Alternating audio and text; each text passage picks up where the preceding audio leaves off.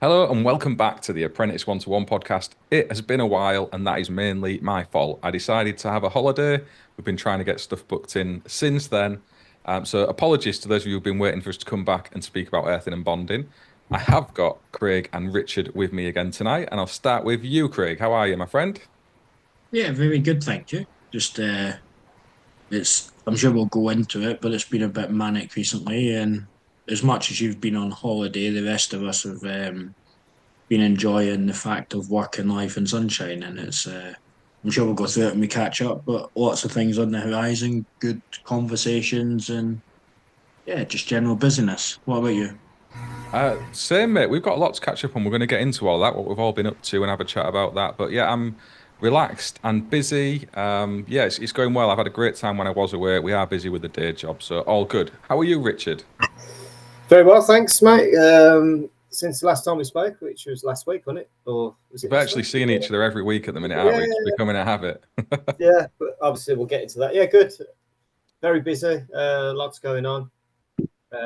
Some very good industry news, I think, from our point, from an organisational point, which I'll drop in a bit. Which we've had a little bit of a build up to, which we've kind of signed off this week, which is good. So that will benefit a lot of apprentices and learners out there. Good collaboration with something. I'll fill you in on that. And yeah, just planning for bits and pieces coming up later in the year.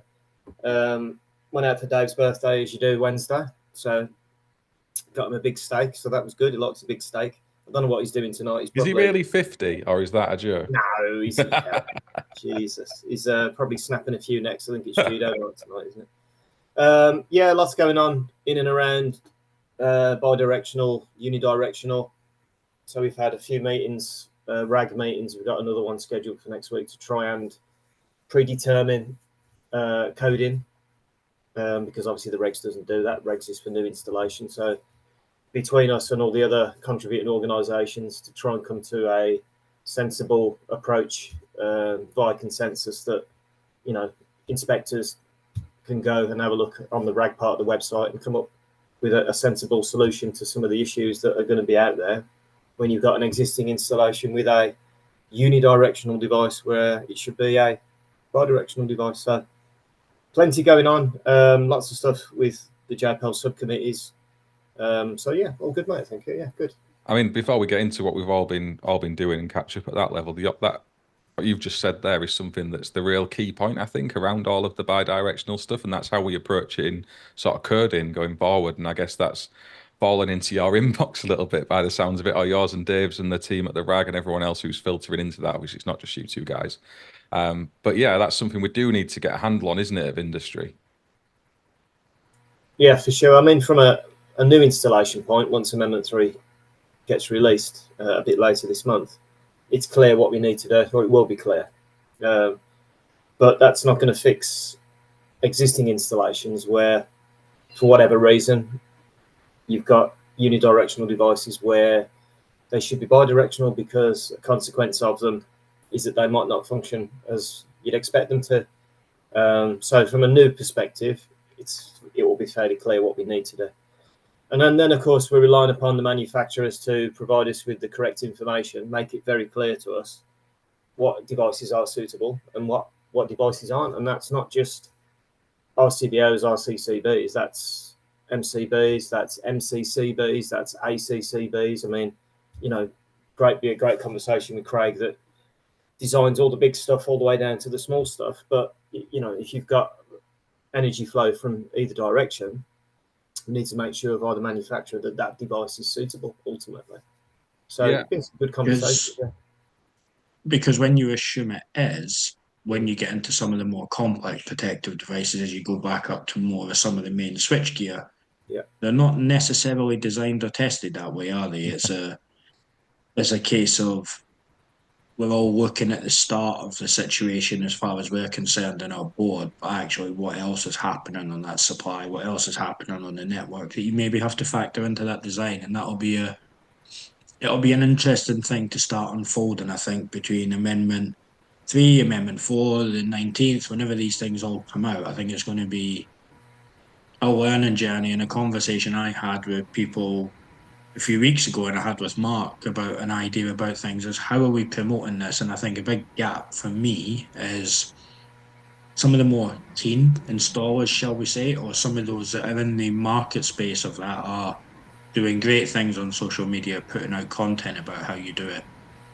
But really, there's a missing gap of we should be starting this from an education point of view and starting in the colleges where we give some sort of upskilling or training to lecturers or whatever it may be to then start having these conversations because as the qualifications change with T levels and the complexity and all of that sort of stuff, if I'm being perfectly honest, I'm not sure that many colleges are equipped with the knowledge of the information to be delivering that in a manner it needs to be. And I've had the pleasure of marking T levels for City and Guilds this summer, which I've been doing over the last few weeks. And it's quite clear in some of the terminology and the knowledge coming across in the projects that are being submitted by the learners that either they're all missing the same information or the gaps in the knowledge they're being given is the same thing. And I think that's a real gap that we need to try and plug as installs get more complex, as AM2s get more complex with domestic and solar and all of this stuff. We've got to be conscious and sort of see what we can do with manufacturers and people like the IET and yourselves to see how we plug that gap effectively, because it could be a problem in the future, I think. We have got a request actually from Wiltshire College to try and organise something around renewables and safe isolation as well. That's coming through Gavin, who's been on the podcast from Sulis Electrical, asking if we want to kind of engage with that, and I'm well up for that, along with other training facilities. I think EFIX do a great job of that with their college connections and stuff, but I think we can certainly do that. I know you've done that as well, Richard, with Darren Cranis and stuff. I think you went off to Riverside, didn't you, not too long ago? Yeah. I'm well keen. Coming from 9-10 years within that area, whether it be private training providers or FE colleges and stuff. Craig's been on that similar journey. I'm really keen to keep engaging with colleges, training providers, and all the rest of it to try and spread the word, let's say, or help out where we can and highlight some issues that they might not have the best knowledge of, or just reinforce safe working practices, for instance, with safe isolation and stuff like that. So, albeit that we've got time within our busy schedules, but yeah, me and Dave, we'd love to get involved.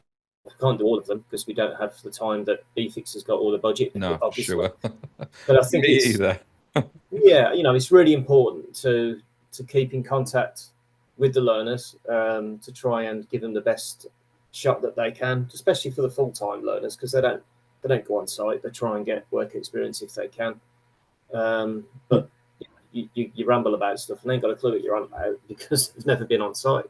So mine was sort of a potentially slightly different tack. Like EFIX now, like I say, do great things for the learners, and I had them come to my college when I was still working in colleges, and it was a great day, great buzz for the students. But I almost want to host, like you host like seminar days and other projects. I almost want to see if we can, and I don't know if people will respond and tell us there's a demand for it or not, but almost see if you could hold like say 3 seminars at different points in the UK across a year or something, where you picked a couple of topics and you were trying to upskill the lecturers rather than the learners, so that knowledge was getting passed out consistently across the board.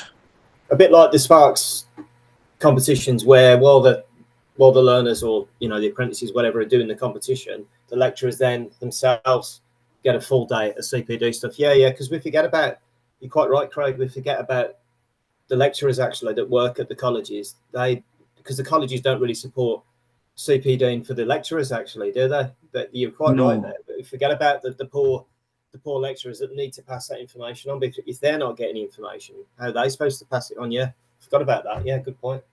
It is a good shout, Craig. I think that's something we could definitely action as a team ourselves. We've got the resources within our little community at Apprentice One-to-One for sure to organise something like that 2 or 3 times a year. I'd be well up for it. Obviously, my view is from sort of the coal face of industry, if you like, rather than being able to understand the standards that are needed in teaching. But you guys have got that in spades. So I think as a collective, Yeah, there's an avenue we can explore there. Yeah, great idea. Because they get, you know, once you get into the college and you're doing everything you need to do for your teaching, you're getting your lesson observations and you're updating your SARs and you're doing all your bloody attendance and your achievement and all the other stuff you got to do. Your electrical part of it kind of goes missing, if you know what I mean, because you've got all your quals. Then that's the end of it. You don't ever go back on site. And now, of course, you've got many avenues for CPD, many webinars and stuff. But historically, over the years, none of that was around then. So how are you supposed to keep yourself up to date? And you know, when I first met Gaz, and Gaz is inspirational when he delivers his knowledge and all that, but he always says to me that, you know, unless you came to the college, I wouldn't be who I am today, and equally I wouldn't be who I am as well, learning from Gaz. But he said you brought in the industry side of things that you forget about, you get forgotten. You know, that's what happens, and you lose track with what's actually going on out there because you're not out there. You know, even now I still try to keep up to date with what's going on site and stuff, and we've got the opportunity to go out with any of the NIC, EIC assessors out on site, and similarly with NAPIT, whatever, we can go out and about and whatever. But otherwise, you kind of lose track. I've been to a couple of your jobs, Mark. Love to come to a couple more to keep yourself in tune with what's happening. And equally, I'll try and poach Craig and try and turn up on one of his bigger jobs as well, just to get a feel of the whole journey from the design stages to sorting out the labour and your programmer works and all the rest of it, and actually delivering the project, installing it. You know, all the headaches that you come across, which you know you have to go through to deliver a project. People don't see that. Do you know what I mean? It's such a massive thing, and then you're trying to keep up with the regs as well and the changes to that. You're trying to keep on top of it and comply with it, and then you're trying to get the right product or the right equipment that you need to comply with the regs, and then you're trying to chase the money. Then you're trying to do everything else. It's a whirlwind. Like there's a new film coming out, a new Twister film, but that's what this is, isn't it? You know, so it does seem like that. I think there's like a community aspect for lecturers as well. I'm sure they are all speaking to each other and such on social media and in the real world. But I know from going to networking events like the Installer Show, Richard, that we went to last week, having that opportunity where they can get together with their peers, and maybe we can bring in some other parts of industry as well alongside us to kind of engage with them as well, put them in touch with brands and things who'll maybe support them with what they're trying to do in their centres. I think that's a really nice thing we could try and do. So we will definitely get on with action in that. Alongside the earthing and bonding series that we're going to bring back and speak about as well. Craig is going to be squirreling away on that soon, and we are going to get back onto that topic, aren't we? I think.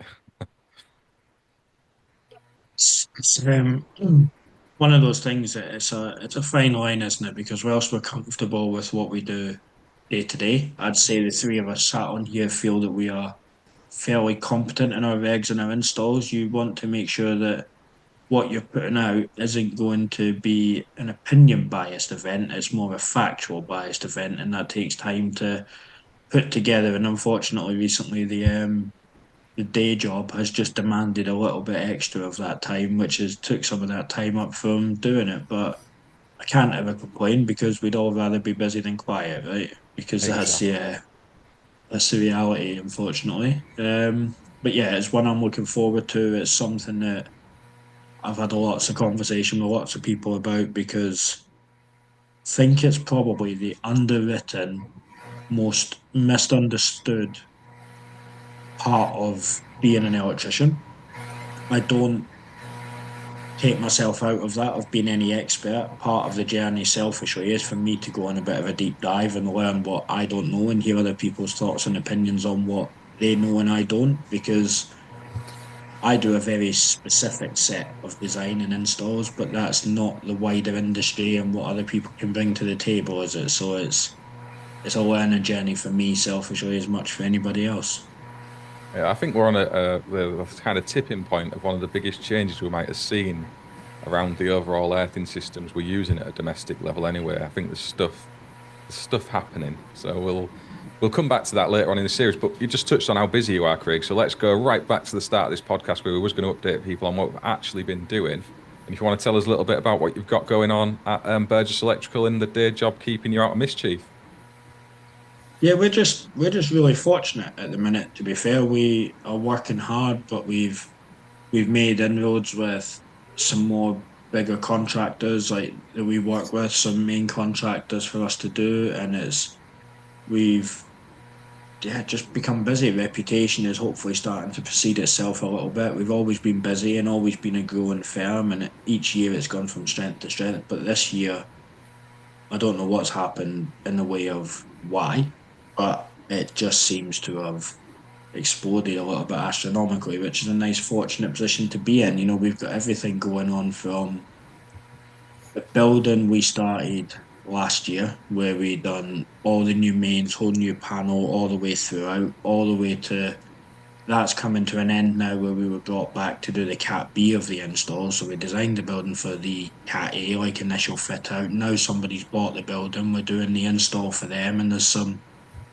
fantastic lighting and lighting controls and different bits of technology going in there. There's massive UPSs, like 100 kVA UPSs. It's a 900 amp supply into the building. It's 4 stories. It's basement car parks. It was internal and external lighting during the Cat A part of it, which Mikey at Residual Current put some videos out last year when he was there doing stuff with us on it there. Um, we've got some really nice projects happening in some really nice buildings in central London, which is good. And it's just generally we're just generally pushing on and being fortunate that the work is coming there. We get a lot of repeat business, which is nice. So it's just a case of keeping it going. But I am getting a new designer to come and join my team, so that would be nice to go through that journey and show them how we do it our way. You know, get them working in the way that we do. They're an experienced spark, so they're already coming with lots of information to table. And then yeah, I've just been busy networking and trying to get myself involved in committees and policies and things. So we'll see how that journey plans out. But I've been trying to do quite a bit of self development as well, if you like, by involving myself. Because I think if you um, if you think something's not right and you're not willing to do something about it, then in my opinion, you have no reason to be able to whinge about it. So I've been trying to get myself involved in some of these to understand how things go. I don't have the answers to change the world, but I want to understand from the inside why certain decisions are made and why we come to that point. But I'm coming to the point where I'm actually stopping teaching for a little while, so that's a bit of a journey that's a strange one to come to an end.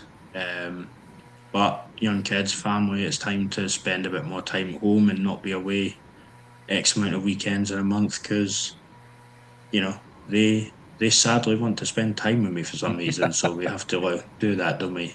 But no, it's been a nice journey. I've been on a journey learning Revit and stuff as well, which is a interesting new software to me to start to look into the world of them in 3D and 4D modeling and stuff to see how we can bring that into our business to give another aspect to what we do. But that's it's an interesting journey that I'm enjoying, but also very confused by at the same time.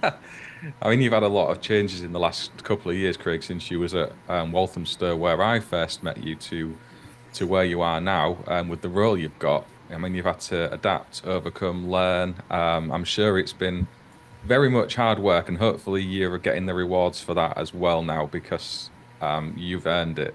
And I've got to say that these committees are going to be lucky to have you because I can't think of better people than yourselves and Richard. I'm thinking of Darren Cranis as well and Craig O'Neill and all these people now are inputting into these things. Even Neil sneaking in the back door through the railway industry, having a say on stuff. You know, you guys are positive influences, I think, on maybe some of the older ways committees used to work and maybe still do a bit as an outsider looking in. So I think that's really good, and you being involved in that, Craig, is good for them as much as it is good for you. So that's brilliant, and hopefully it doesn't take up too much of your time. And no wonder the teachings had to drop away to fit all that in. Yeah, and it's nice. I mean, I got a Tesla. I have to admit, I am converted to the world of EV driving, but I'm not Oh, going to the go cult of quite as EV has far wrapped as you up. Oh yeah. no. I mean, it was hard today. I had to do a 3 hour drive today, and I don't think I touched the brake or the accelerator for about 2.5 hours of the 3 hours of the drive. You know, it's a real problem when you spend a lot of your life on motorways. When someone does it for you, it's quite comforting. But it's interesting because I still wouldn't ever have one as a work van. I still couldn't do it as a work van, but my role now doesn't require me to do that. And actually, for a day to day getting around, it's quite a nice change to driving in the way that you do it. So I used my first supercharger today for the first time, and it was strange. I always thought it would bother me having to stop, but stopping for 15 minutes and getting just enough miles to carry on was nice to just stop and get a coffee and, take a break out of a 3 hour journey, which traditionally I guess most of us would just try and plow through and get there to the end. And it's a nicer mindset. But yeah, it's a good change. Life is very different these days, but I definitely can't complain because I've been fortunate in what I've got, to be fair. And the committees, we'll see if I get on any of them. I'll keep pestering away and knocking at the door. But again, that's as much for my self knowledge and self development as it is for anything else in that process. But it'll be good. It'll be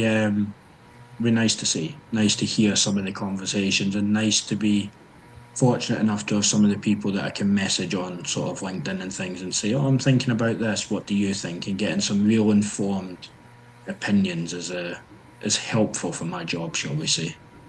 Yeah, that's brilliant. I mean, yeah, full credit to you for wanting to get stuck in at that level rather than just poking the hornet's nest on LinkedIn like I do, sharing pictures of plastic consumer units I installed that very day. But we'll get into that one later on. Richard, what have you been up to at ESF? I'm giving a bit of a clue because I've got one of the banners behind me here that's got your fingerprints on it as well, I think. Yeah, busy as always. As I mentioned earlier, we are trying to empty the issues that are going to be around existing installations with unidirectional, bidirectional devices, whether that be RCBOs, RCCBs, MCBs, ACCBs, MCCBs, etc., etc., etc. And there's a big crossover between our standard 7671 and, of course, the product standard of the devices. So ultimately, it doesn't matter if it's or if it was back when it was a selection and erection issue by the designer. Did he select the right product to start with? Or was it the manufacturer's problem really? Because, should have the devices been suitable for that in the first place anyway? Was the marking on them clear? Was the information readily available on the website, etc.? Was it easy to find? It doesn't really matter, but there's going to be thousands of installations that have unidirectional devices when, moving forward, it's going to be a requirement that they need to be bidirectional. So we need some sensible conversations around, the implications of unidirectional devices and some sensible coding that's been discussed and reached by consensus between everybody. So, not just us, not just the NIC, not just NAPIT, not the IET, everyone.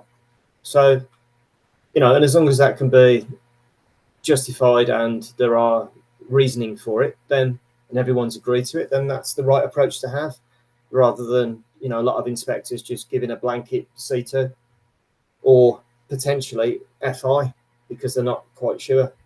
But it is going to rely upon sourcing the technical data sheets or technical files or information from the manufacturer to confirm whether or not a device is suitable or not suitable. So, there are some manufacturers that have since tested their unidirectional marked devices, and they are actually suitable for both. But then the inspector would need to go and source that information and have it in writing, obviously, and append that to the report. And then you're quite justified in the way that you've coded it.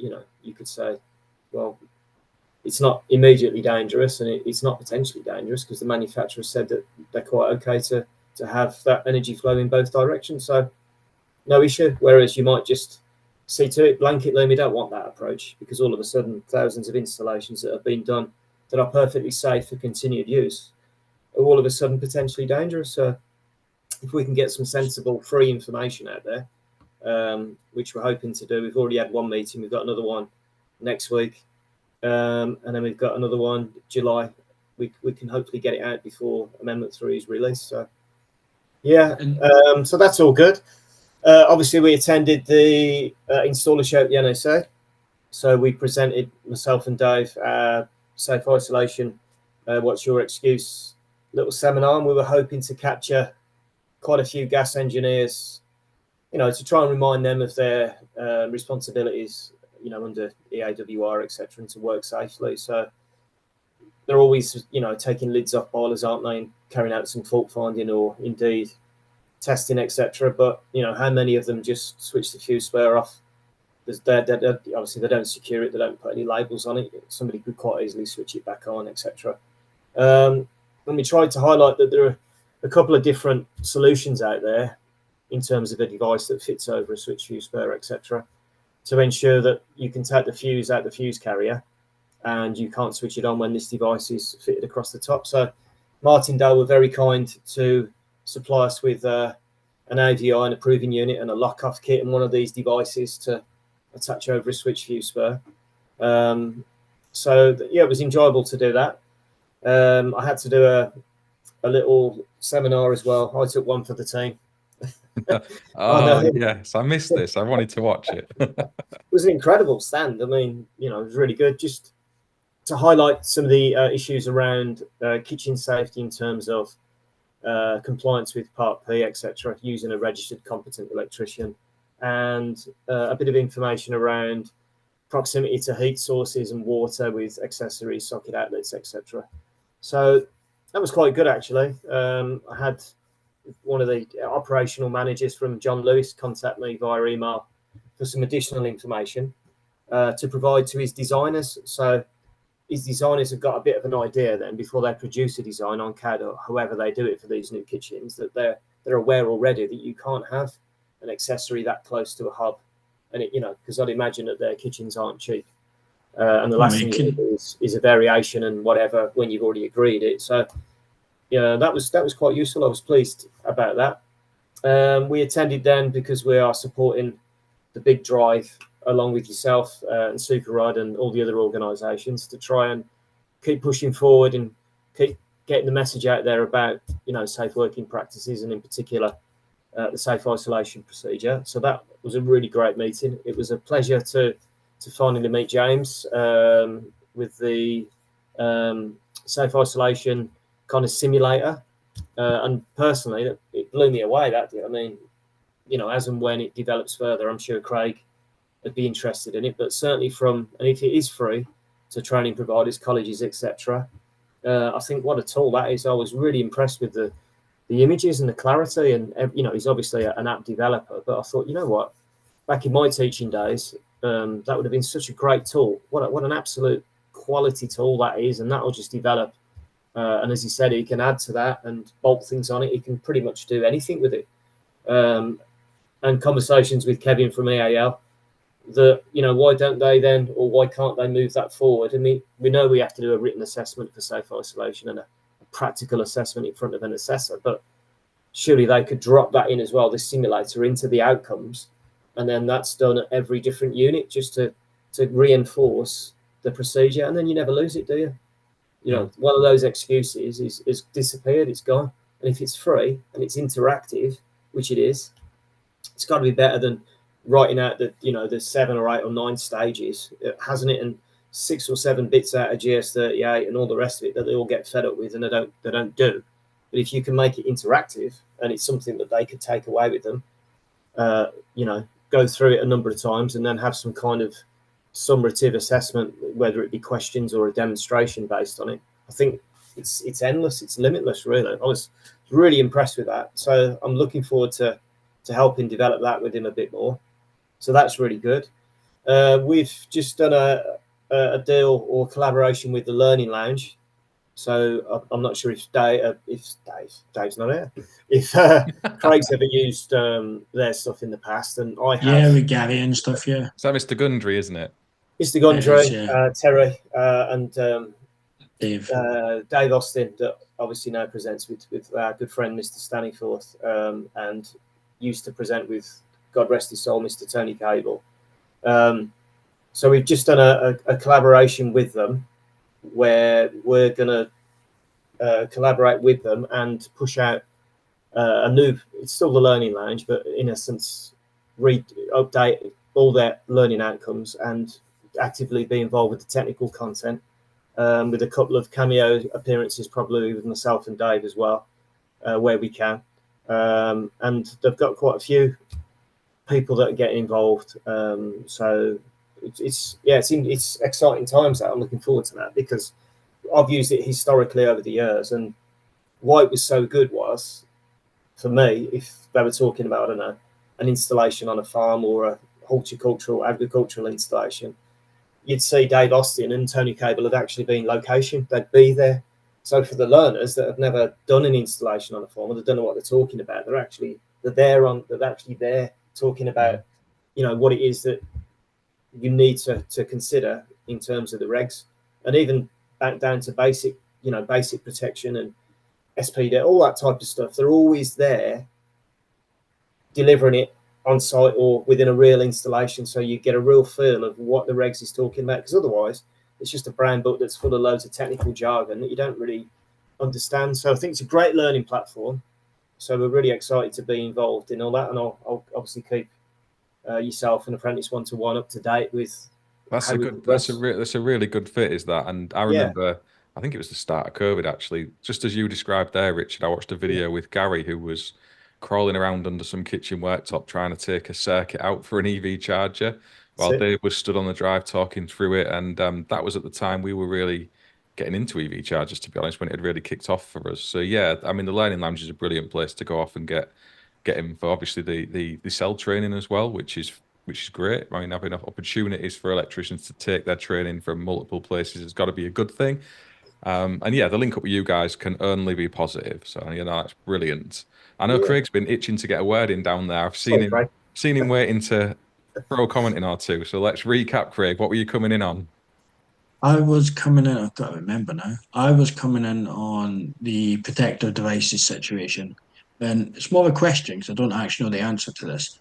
When all these things are getting put together, do people engage the insurance companies in a way of, like, what are insurance companies saying about these installs that maybe aren't bidirectional, or protective devices aren't set in stone? Because is that going to factor into coding at all, or is it not? Because I would suggest that they've got quite a big part to play on what needs to happen to your installation. Because if you're a homeowner about to find out that your house is not insured, for argument's sake, because of the fact of an install, how does that get dealt with? And is it fair to put that on the electrician if it wasn't explicit to start with? Or do home insurers have to say, from a set date, we will then deem this to be the outcome? And I don't know, I genuinely don't know about how that works with that gap, and if they're involved or not, or if it's, you know, not sure, thought I'd ask.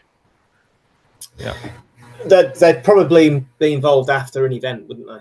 So, you know, let's say there were, as a result of energy flow, power flow, current flow, whatever you want to call it, through a device that's not designed for that, there is no evidence that, you know, the device will set on fire or anything like that.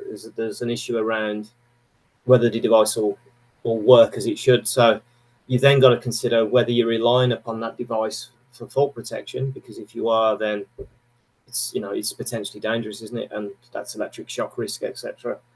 Or is it merely that, you know, it would benefit from improved safety if you swapped it for one that is, but it's not immediately dangerous? And that's another issue.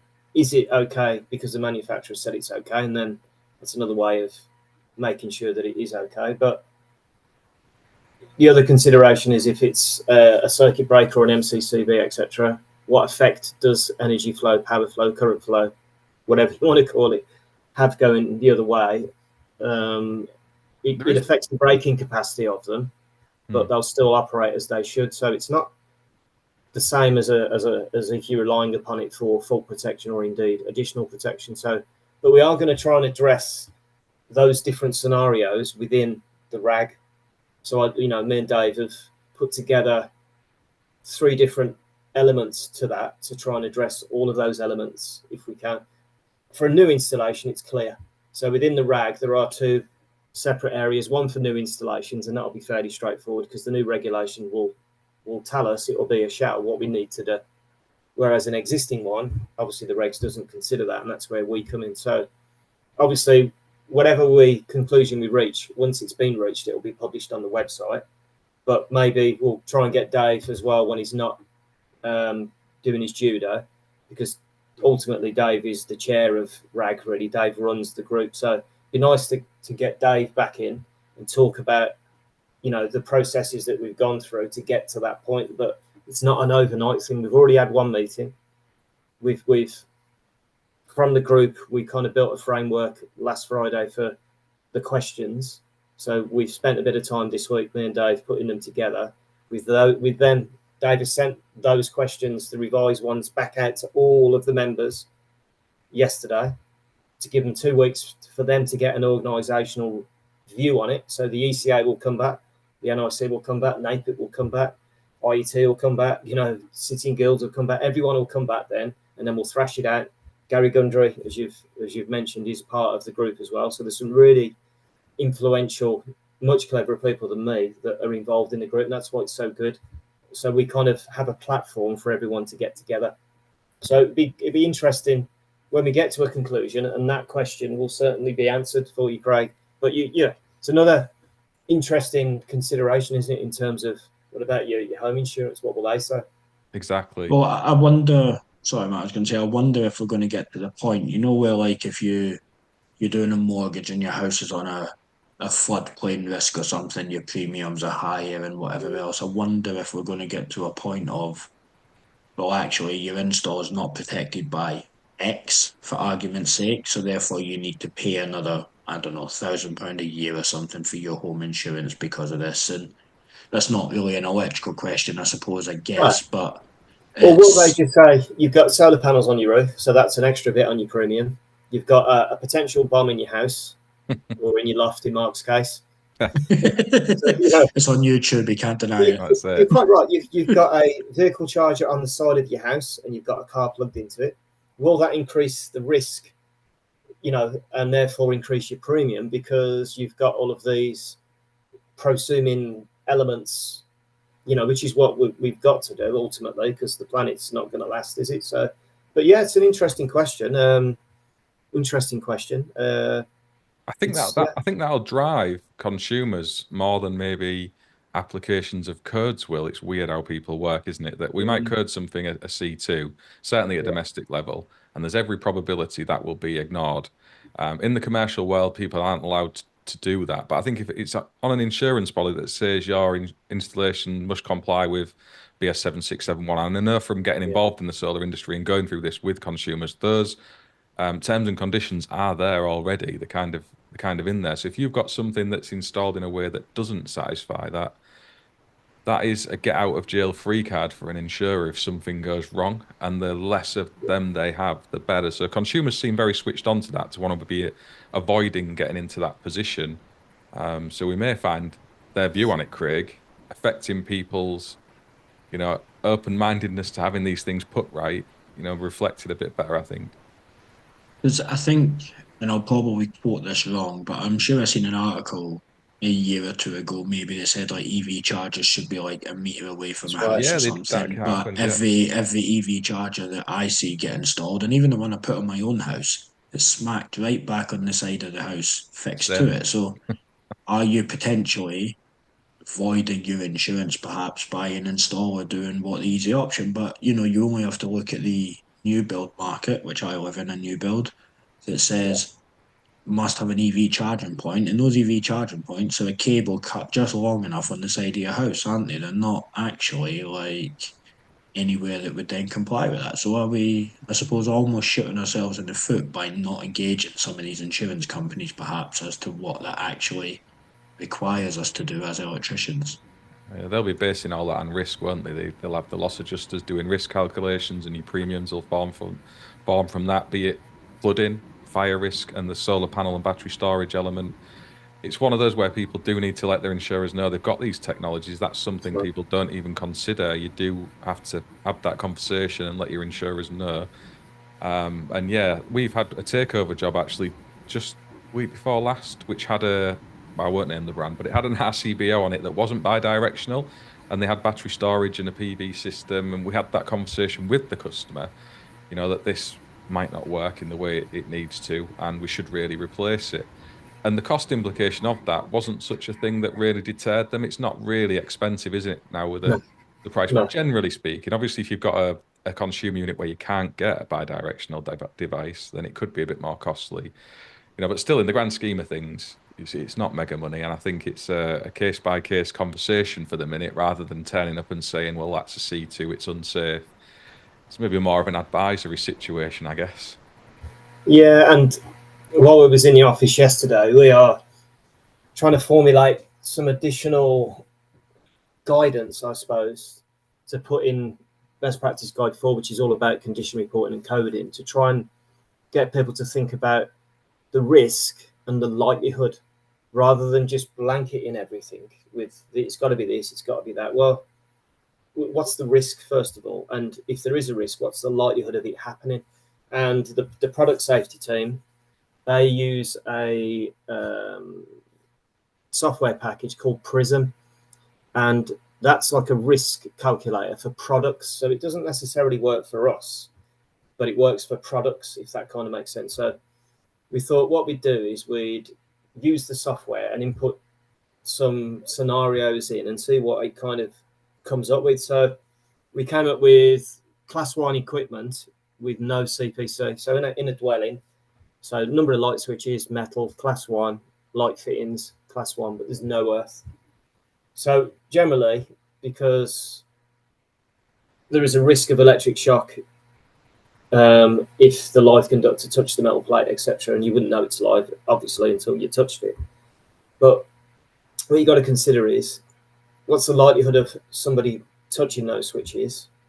But before that, you've got to consider that you need the live conductor to come out of its terminal, whether in the back of the switch, etc., before it can touch the switch. But it doesn't need to touch the switch necessarily, because it could touch the back box, which is metal, which by the virtue of the pins.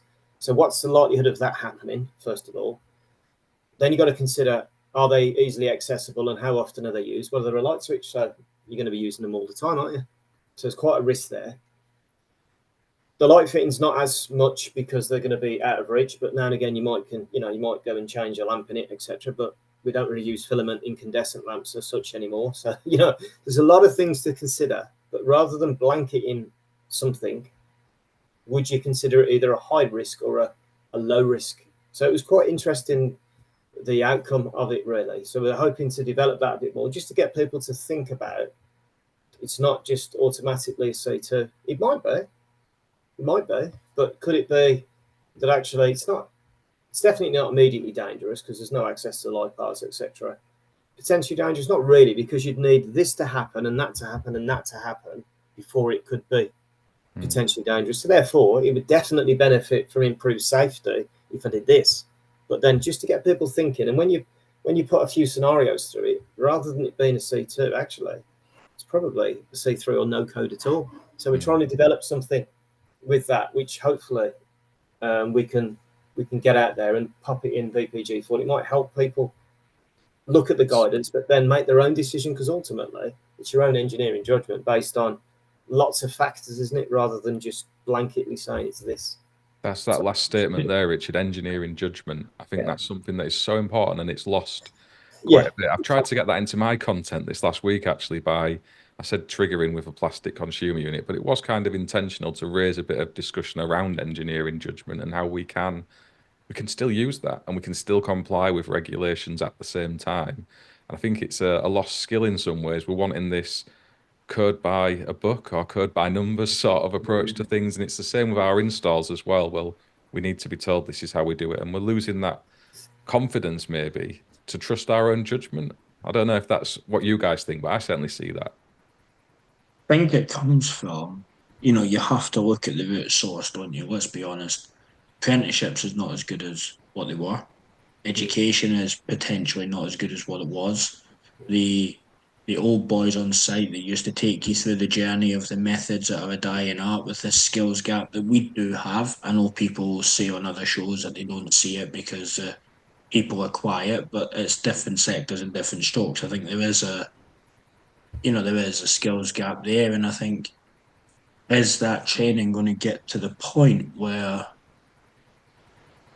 an electrician's not an electrician anymore? And I was going to make a joke when Richard was chatting earlier about kitchen fitters to say what kitchen fitters aren't electricians. I'm confused, but it's like, was it Hinkley Point a few years ago tried to do the fact that they're going to do, we're just going to have people come and do containment, and then we're just going to have people come and pull all the wiring, and then we're just going to have people come and do, like, are we moving effectively to a point where we are actively de-skilling ourselves via a lack of education, and therefore, as you say, Mark, that engineering judgment and those different skills, are they going to be lost over the next 5 to 10 years? And I personally think there's a real risk of that being the case for the industry.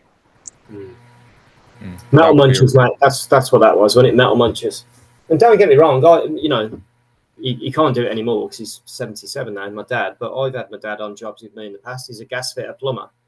But he can do anything apart from what we do because he's colourblind. But I've had him fabricating tray and trunking and cutting struts and stuff. But, he's just a labourer. He's installing it. It's only like a big Meccano set. But who was the person that designed it, worked out the size of the trunking, in terms of, all the circuits in it and all the rest of the design work.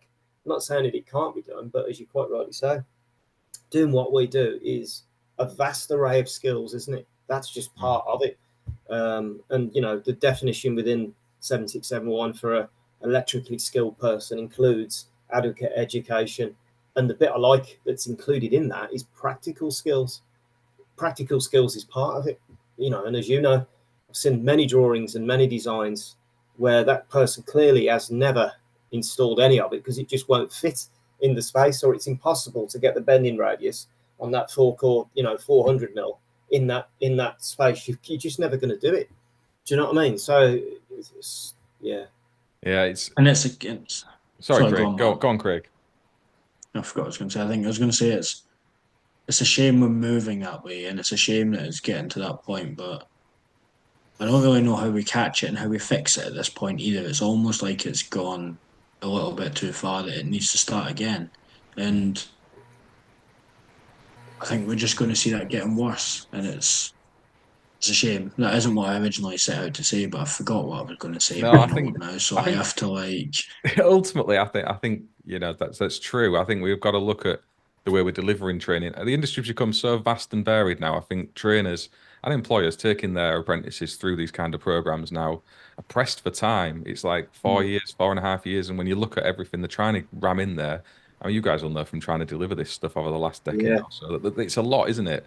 And with the change to T levels and how all that spills into things, it's really hard. So I don't know whether we need to look at extending the time frame, having more time in a classroom and less with employees. I don't know, to be fair, but there is changes to be made. And you're dead right as well, Craig. Pulling back to what you said about a skills shortage, it is absolutely a thing.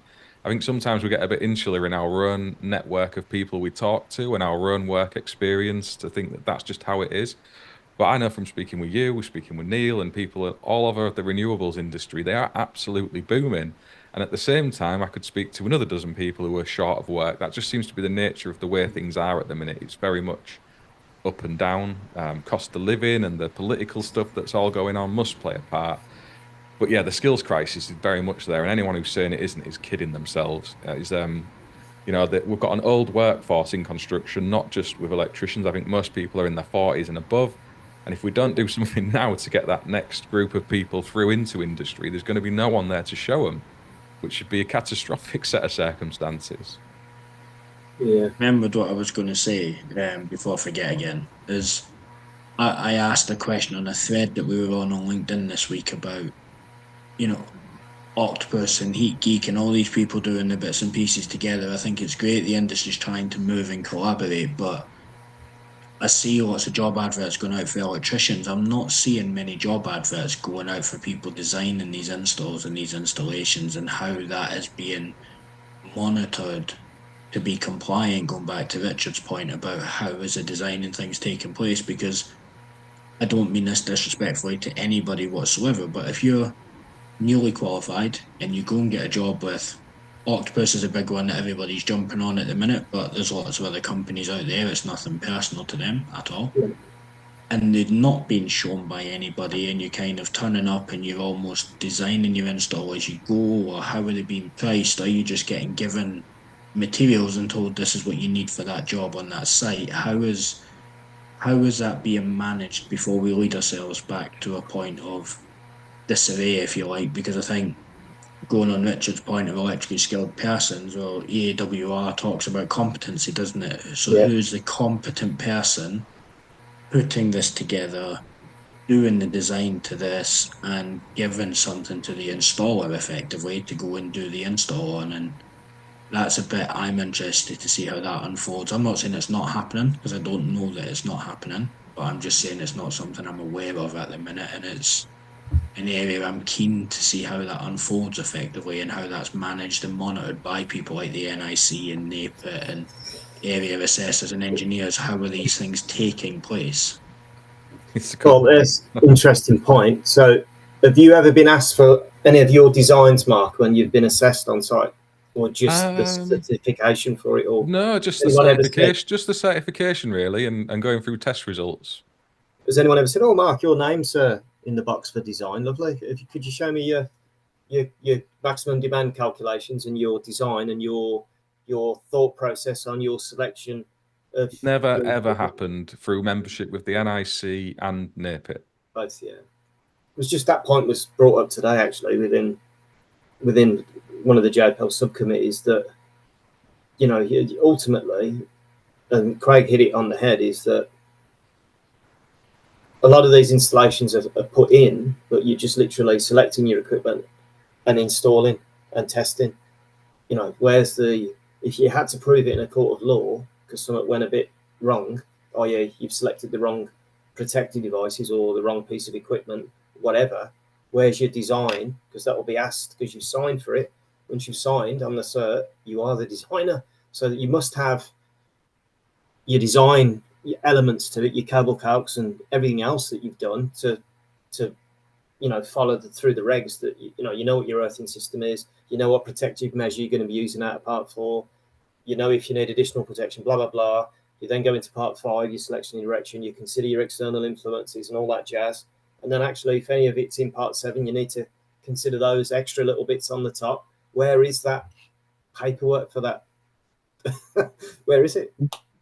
And it's not known. I'm not saying I'm perfect in everything I do, because I'm No. far from it. I make lots of mistakes, but I can say that I could justify why I made a choice, right or wrong. I could justify why I made a choice, and it's like I've had a couple of instances this week where I've been a bit like, well, that's not sure. So I put a comment on somebody's post, and this is the bugbear that I hate reading on social media, is they go, yeah, but regs are not statutory.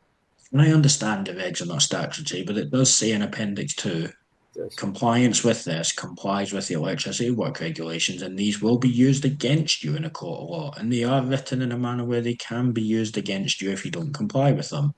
So yes, they're not statutory, but let's be honest, technically they are statutory because they're going to get used against you. Yeah, it's a specification. It's there to ensure that the installation ultimately is safe. and I had another instance where I seen a situation on social media going out on someone doing some cable selection and using some online calculators and stuff, and I just sort of messaged them privately because I don't ever want to try and put anybody down. And I said, just out of curiosity, does that cable calculator derate that arm to 70 degrees or does it keep it at 90 degrees? And they went, oh, we're not sure why. And the compatibility regulation of equipment, and you're like, this is information that's going out there, and it's great that we've got a world of so much information going out there, but just not knowing that little bit, you've kind of publicly exposed yourself on something that could lead you into trouble one day because you've potentially, and say potentially because I don't know the details, undersized a cable that could lead to other implications and other problems in your install. And you think, well, if that bit's been missed, what else has potentially been missed? And people will watch and follow I've missed that. the 70-degree box on electrical OM more than once when I've meant to tick it. That's an easy win in it to solve that problem. Tick the box and it does it for you. But that's another side of understanding things, isn't it? That I think is missing from the training people have had. Sometimes, you know, we look at what people are doing and you think, well, that ain't quite right. You should know how to do that better. But maybe it's not their fault. Maybe it's just the way the system has Yeah. been for that But length of time. it's not reading as well, though, isn't it? We don't do that very well, and I include Mm. myself in that. I've been meaning to start guiding. It's not one again for about 4 weeks, but the thought of sitting down and picking a book up instead of watching EastEnders changes like your outcome, doesn't it? But you look at the tables in 7671, and if you're looking at the 90-degree tables, they state on there that regulation and to use the Mm. 70-degree one, but we don't use the regs book anymore, do we? They're brought out once a year for inspection, and the rest of the time we go on Google to find the information that we're not told that's contained in the other pages in the book. And I think it's a worry for where we end up with that eventually, I think. But that's where we're losing our way a little bit. But that's why I'm so pleased that we put together that little design series that we did, and we looked at different installations, didn't we? From a simple shower circuit to something a bit more complicated, and we had a bit of three-phase stuff and a bit of solar stuff.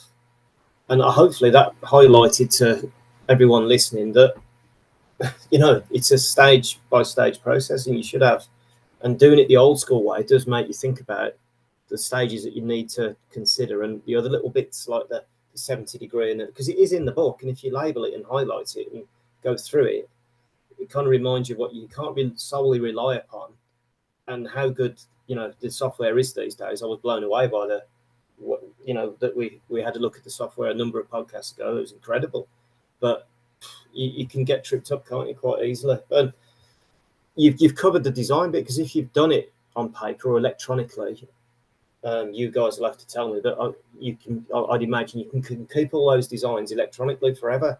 So Yeah. you can go back to them, and if necessary, you can produce all that stuff. So the design you're signing for, you've actually got the design you actually did, if that makes sense. So yeah, It's like a little bit of support on your shoulder. I think that's how I see it. That, you know, you run your own design and you sort of know what you're looking for, but you've got that second opinion rather than having to phone someone as we would have done in the past and just run ideas past them, because we all have those doubts. You know, that's a great resource to be able to use. I wanted to close the podcast on the safe isolation side of things, because it's something that we've been pushing on social media, but we've not really spoke about on here. So just going to very quickly reference to it. And I've got this flowchart behind me that is the new, fresh ESF guide to doing a safe isolation process. And we've got that on the stand that we've got the free space for at Installer Show and Elex and all of that good stuff. But yeah, there's the Super Rod survey. So just to call out to anyone who is listening to this, it takes 5 minutes. I filled it in myself. It's a super quick and easy form, and it's just your experiences and views on safe isolation. And they want to collate that data into a report to feed back to industry to see if it can impact and affect any changes that might be needed. Last time out, there was about 4,000 responses. They're hoping to, you know, smash through that. They want as much feedback as possible. The idea is we're getting this out everywhere to help generate that feedback, to really have an insightful view of what's going on out on site. So there'll be a link in the description to this, and please do go off and check it out. And if you are at the shows, the next one is in Coventry in September. Richard and Dave, I think you're presenting there again, aren't you? I've got a brilliant presentation on safe isolation. And even if you're doing it right now to the letter and you understand it, come along and watch that. If you've got apprentices and trainees in your business, get them there sat watching it as well. We've got some giveaways to do alongside all of that. I've bought 5 safe isolation kits from TIS, and not the budget variants. I've gone for the premium kits to try and put a bit of sparkle on it. And Richard and Dave are going to be giving those out through that. Steve from TIS has provided another 5, and Gaz at eFix has also put 5 in the pot. We're hoping to get a few more kits to give out through the event at that event. On the stand, we're going to have Mike Page. He's going to be there for a little bit. Corey Mack is going to come down, hopefully. He may be there in person. He's not fully confirmed as yet. And Nick Bundy as well. So we're going to have some of the social media people knocking around the stand, maybe joining in with your presentation, Richard, if you were up for that. And idea is just to try and get that topic front and center of people's mind, a bit of CPD on it all, and just to give that feedback back into industry. It may have an impact. It may not, but if you don't do it, nothing's going to change. If you do nothing, nothing happens. No, and it's a chance to have. Go on, Craig. I'll come after. So I was just going to say, I'll be at Alex in Coventry as well, but by the sounds of it, I'll be making cups of tea for celebrities and just be the little guy in the corner. So That'll be fun. You know what? The stand is one of the best things that I've done with getting out to shows and stuff. I was dreading it at first, stood there thinking no one's going to come, and if they do come, that I'm not going to be able to give them the answers they want. But just engaging with contractors, I find that really good. And Michael Stock came along to install a show, who's an electrician just like me. He's not got a big social media profile, and he loved it. Richard Cockerline, the same at Elex in Harrogate. So if you are a contractor and you want to, do something to give back to industry, you can do that. You can come onto that stand, you can speak to contractors, have those conversations. I find that brilliant at a personal level. So highly recommended. You'll love it, Craig. I'm looking forward to it, and it's nice and local to me. Coventry's only 20 minutes away, so I've got no excuse not to get up there for a day and go and see everyone and join in with the fun. Yeah, same for me. And it's people's opportunities to come and have just an open conversation without feeling like you're not having an assessment, are you? It's a chance to agree or disagree, because as safe isolation varies in all sorts of different levels, but there are a minimum number of steps, and there's always an argument about in what order they should generally be, and etc. Or can we use a known light source? And there's loads of really good questions and conversations, but that's an opportunity to come and have a chat, and whether you agree or disagree, or you can put your feelings forward, and you can back it up with whatever. But there'll be some really good people there, so I'm looking forward to it, because it'll be a nice little break after the summer. We'll have hopefully all the results from the Super Rod survey that me and Dave will incorporate into our presentation, and we'll see if there's been a change in behaviours or whatever from the last survey. So that'll be interesting to see. And as Mark said, he's secured some free kits for apprentices, and it's all good quality stuff. We ain't going to be giving away rubbish. And many thanks to TLS for fantastic support in the industry. Gaz as well. I think Lee Baker's going to sort me out from Mega. He's a good lad. But the more that manufacturers engage with us as well, it's not doing it for me. Mark's not doing it for him, and Craig's definitely not doing it for him. We're all trying to improve the industry. It's true. We're trying to improve the industry collectively, rather than sit behind a keyboard and slag everybody off, because that doesn't help anyone, does it? So, and people do need help. There will be some learners out there that are actively working with no kit. Because for whatever reason the boss don't want to buy them the kit and stuff. That's not an excuse, The conversations on the stand reflect that, Richard. It is a thing. It is a thing. People want the knowledge and they want the equipment. And it's not this natural selection kind of stuff that I've heard people joking about. That's just silly. I do have one final question. If anyone's got another comment on safe isolation before I move it on, you've got something coming back? I was only going to back up about the TIS stuff, that I use it personally in a way. And the reason I used TIS was they were one of and Martindale are the same, to be fair, but TIS are one of the ones with the retractable probes, isn't they? Which is great, because I had a scenario where and there was someone who we all know who is friends who witnessed this. Luckily, he wasn't recording that day to catch me on camera, but we were swapping out a print shop, and I was changing a commando socket, and I actually believed I'd carried out safe isolation. I used the probes, we tested through the commando, we went all the way through to the pins at the end, and it was labelled, the bit that was labelled, we had switched off, we had locked off, we padlocked, and all the rest of it. And after that point, I then grabbed it, and it was a 3-phase 32 amp commando, so I grabbed all of the conductors to take them out, to take the commando off the fix, and believing we'd proved it was dead. But as we know with commando sockets, they're temperamental as to whether the probes get far enough up when they're GS38 compliant to get you the proper connection. And in this instance, they hadn't. And ever since then, I was adamant I will only use retractable probe testers, because I want to be GS38 compliant, but I also don't want to get caught short believing you've carried out the correct thing and then leading yourself into a position. And it's easily done. So having the kit and using it properly and having that knowledge is actually really important, to not end up in a situation that could be worse than what mine was, which was, just don't do that again, lucky kind of thing. I've got the test probes. I'll go and grab them. Just a second. We had a great conversation at the last Elex, Craig, around insulated tools, and somebody said to us, because part of it is about trying to get out all these different excuses that you hear, and somebody said, well, I don't need to worry about it anyway, because I've got insulated tools, so I can do whatever I want because I'm not worried about it. You know what I mean? So is that, you know, Doesn't work like is that that, an does it? excuse? Not really. I mean, you know, we've all seen side cutters with a big hole in them and stuff like that, and people just use that as like a safety barrier, don't they, as a form of PPE, and it's not, and you know, it's madness. It's not good. And the one that Mark's showing is the exact one that I, in a huff and disappointed with myself, stormed out to the wholesaler straight after the instant to buy myself one that had retractable probes, because I was like, I'm not doing that again, because the time I was teaching, so you know, you get all the stick at the same time, don't you? Oh, Yeah, you yeah, teach this, yeah. but you obviously don't do it, and site Mhm. banter becomes fun. But But at it's least you're important human. that you pull people up. Yeah, at It's least you're important you human, pull and people up. we do make mistakes, sometimes not intentionally, but no one Yeah. is quite perfect, and you learn from that, and based on that, you're gonna, you know, buy a different set of GS38 approved testers, which you've done because of that that experience you've had. You only learn by experience, don't you?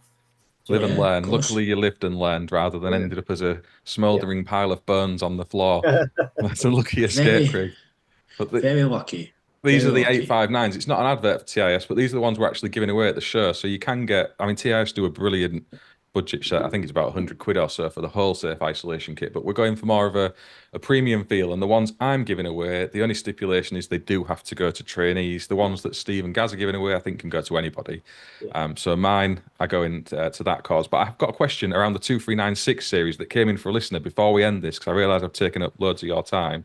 But I wanted to run it past you because I've been meaning to ask this on the podcast for the last couple we've recorded, I think. But somebody said they've just signed up to do the 2396. I guess some people approach it different, but my college are allowing me to do the exam first or the project first. Would Craig or Richard or yourself have a recommendation for which way I approach that before I get too deep in? The course is due to start in July, so they'll just be starting now. So they maybe already decided on it.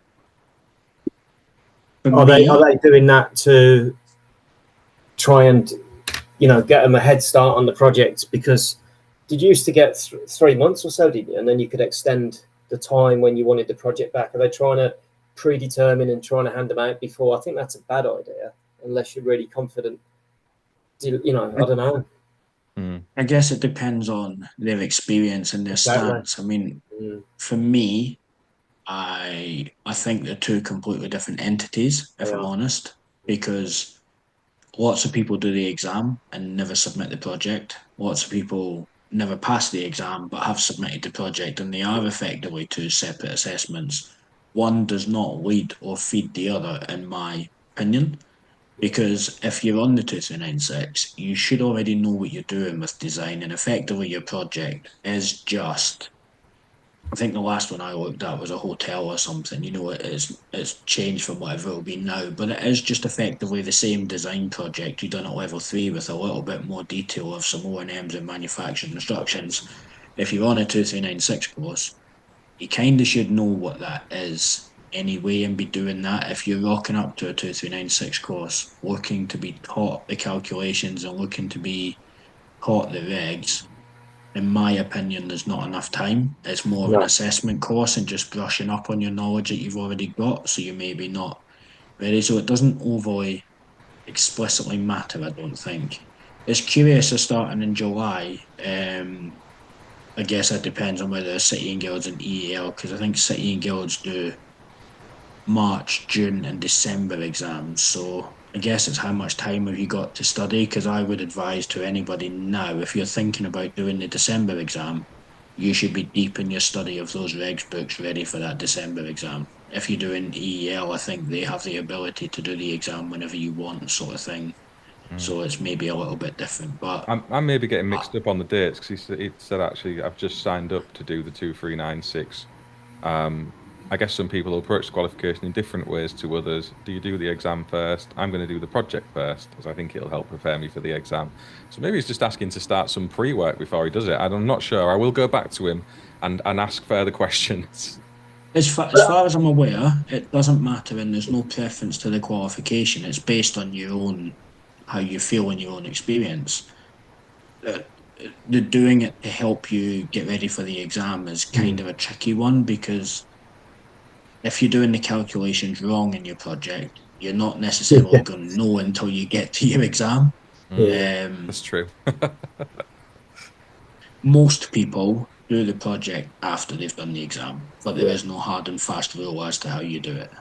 Unless they've had like a skill scan or like a prior knowledge conversation before, and he might have said, I've designed numerous jobs, blah blah blah, and he's let him have it, as Craig said, as a bit of a heads up to see what it is, what's involved, look at the drawings, etc. It could be that, but as Craig quite rightly says, the whole point of the 4 days or the week, before that project is to prepare you and to get your head around the regs, isn't it? To a good understanding and working knowledge of it, because it's not just design, it's design and verification. Even though, as Craig quite rightly said, you should be familiar with the regs and Part 6 and all that for an AV 2391 is a minimum, isn't it? I think, but. Well, I don't think it stipulates anymore, but you should really. I think that what's interesting is I've been asked about teaching one, and I'm curious about it, but I think I've said the only way I would teach it, because my opinion is the 2396 is too rushed and too condensed, is that I would do it sort of a weekend on, a weekend off, a weekend on, a weekend off, like over a sort of 6-week period rather than 5 or 6 days intensely combined, because I think that's too much for people to get their heads around in that space of time, whereas you need time to study and learn and think about it in between, because you have to be coming on the course with that level of commitment of, I'm going to do this for X amount of time. And I mean, when I done mine, bearing in mind I'm doing design most days, I genuinely studied for months, because you've got a 3-hour written regs exam, effectively. You could be asked anything in that burn book. Yeah. Doesn't matter if you don't work in this environment or that environment. You've got to explain it like you can. That's right. So you have to make sure you spend the time getting ready for it, and it's going to be interesting to see. I mean, I think they've published the rates now, haven't they? That 50% is a pass mark to pass the 2396 now. But 70% or so of people are failing getting to 50% on each exam that's taken, and that's a bit of an indication of its toughness and its robustness, but also an indication of being worrying that these are the people supposedly ready for this, and there's such a high fail rate. Yeah, I mean, that's true. There's a lot of people not making it through. And to be fair to you guys, with the content and stuff we put out around the 2396, there's a fair few people who've said they've took it on after listening to that, kind of taking a bit of inspiration. And James, who sent that message in, is one of them. So he's like somebody who has heard and listened to what we've been speaking about and gone on to try and take it. So it is having an impact and trying to help people go on those journeys to learn and develop their skills. I think it's a really nice thing for us guys to do on this podcast. And yeah, just cheers, James, for messaging your question. And hopefully that answered it. Is there anything you two want to add before we close this one up? Because we've gone on for well over an hour tonight. Well, funny you should talk about design qual, because I'm doing the EAL version at the end of this month, because I did my C certificate way back in 1996, whatever it was, 95, 96. And Dave equally did his 2400.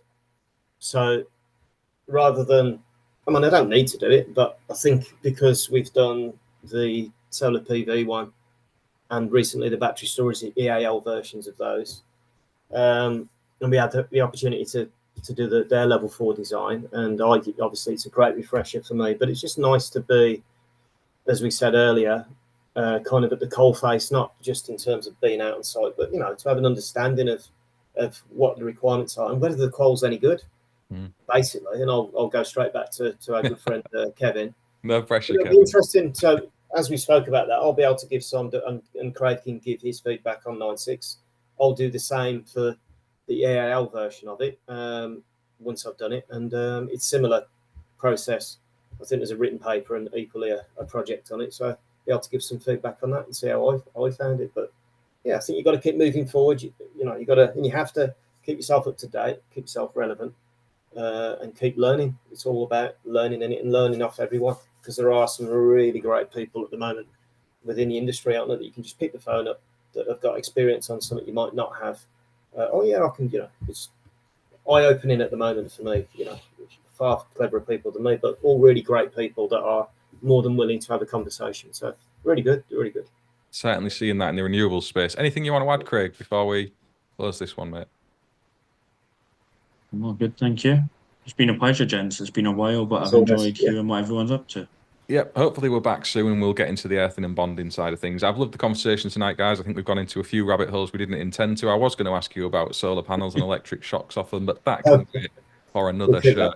If anyone's got any questions in and around this podcast, as always, please do drop them in below. And we will see you on the next one. Cheers, Cheers, guys. Bye.